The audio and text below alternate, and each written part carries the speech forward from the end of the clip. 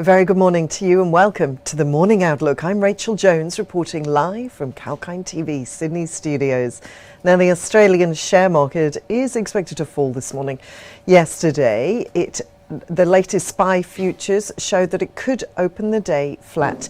Yesterday at the closing bell, the S&P ASX 200 was 1% or 76 points lower at 7,333. The best performing sector yesterday was energy, up 0.6%.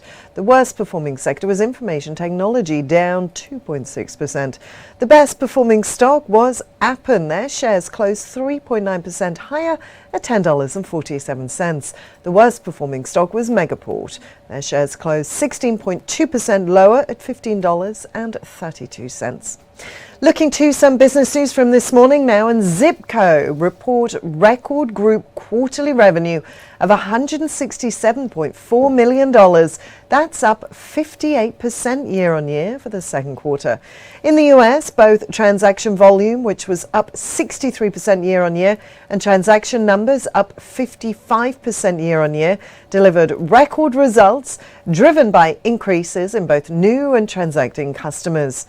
They ran ZipFest, a 4-day pre-holiday shopping event, which was held in October and resulted in over 70,000 app downloads, with downloads for the quarter seeing 1.4 million new downloads. Moving on, and Santos has delivered record annual production and sales revenue in 2021 as the company benefited from surging commodity prices. Santos reported annual production of 92.1 million barrels of oil equivalent, inclusive of 1.7 million barrels from oil search assets from December the 11th.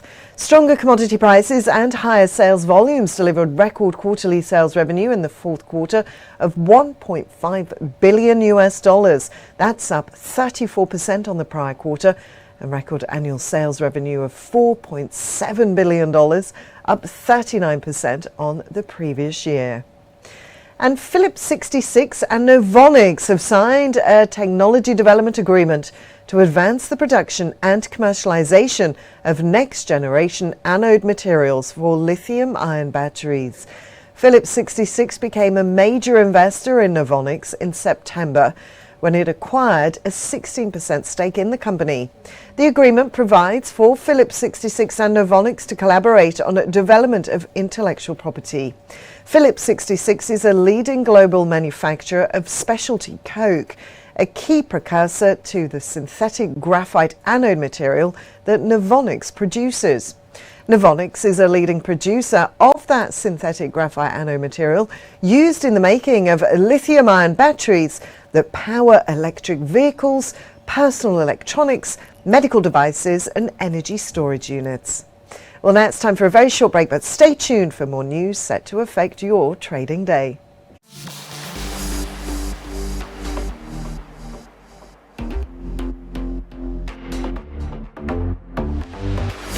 Hi, I'm Sage, and get ready to take the crypto ride with me on Kalkine TV. Watch the Crypto Buzz every Tuesday and join the excitement at Kalkine TV. From Bitcoins to NFTs to Dogecoin and DeFi, we have updates about everything around these digital currencies. Understand the investing rationale and the risks involved in the space with me, Sage, on Crypto Buzz. Keep watching Kalkine TV.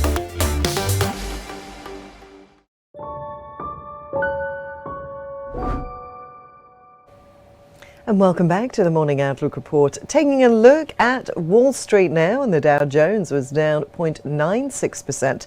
The S&P 500 fell 0.97% and the Nasdaq ended 1.15% lower. Shares in Apple fell 2.2% while Amazon declined 1.7% and Berkshire Hathaway shares slipped 1.4%. Strong US and European corporate results helped stock markets initially rebound yesterday, but rising crude prices kept inflation concerns alive and trading choppy, even as bond yields eased after having touched fresh multi-year highs. Investors are waiting for next week's Fed Reserve policy meeting for guidance on the central bank's plan to tackle inflation. And in Europe, the Stoxx 50 rose 0.3%, the FTSE surged 0.4%, CAC was up 0.6% and the DAX ended 0.2% higher. MSCI's all-country world index fell 0.18%, while the broad stocks European 600 index closed up 0.23%. Oil prices hit their highest since 2014, and that was amid an outage on a pipeline from Iraq to Turkey and global political tensions that stoked fears of more persistent inflation. Brent crude futures settled up 93 cents at $88.44 a barrel. WTI crude futures rose $1.53 to settle at $86.96 a barrel.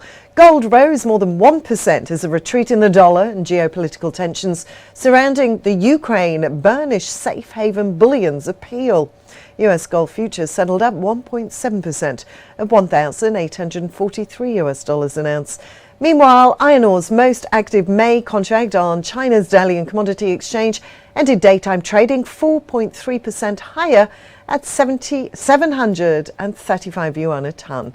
That's after it touched 741 tonne earlier in the session. That's its strongest since the 13th of January. Well, that's all for our morning outlook report here on Kalkine TV. Have a great day trading and stay tuned for more market updates and economic news live throughout the day. This is Rachel signing off for now.